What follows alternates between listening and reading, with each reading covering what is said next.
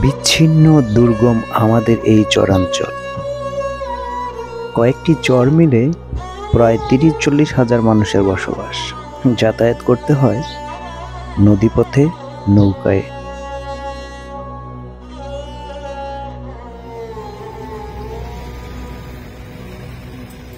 প্রতি বছরই নদীর গর্ভে বিলীন হয়ে যায় শত শত ঘরবাড়ি।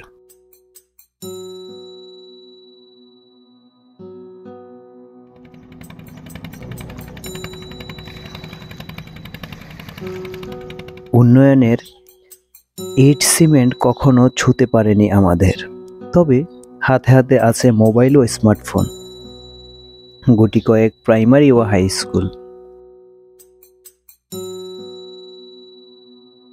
কাদাভালির রাস্তায় হেঁটেই সবার যাতায়াত।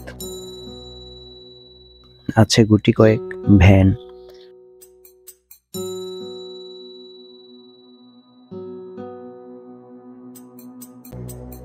ডাক্তার, হাসপাতাল বা চিকিৎসা ব্যবস্থার ছিটেপুটো নেই।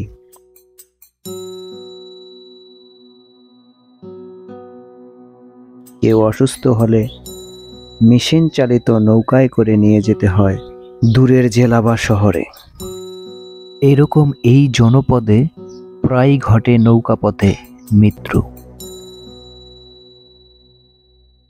হঠাৎ কয়েকদিন আগে barrister Hamidul Mezba free medical ক্যাম্পের আয়োজন করেন। তার সাথে যুক্ত হন চাঁদপুর রোটারি ক্লাব ও আমরা চাঁদপুর ফাউন্ডেশন।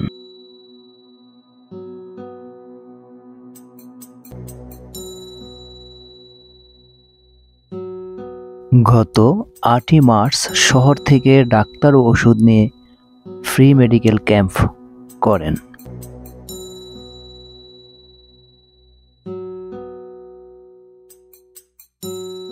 তিন 400 সুবিধাবঞ্চিত মানুষকে চিকিৎসা সেবা ও ওষুধ প্রদান করেন।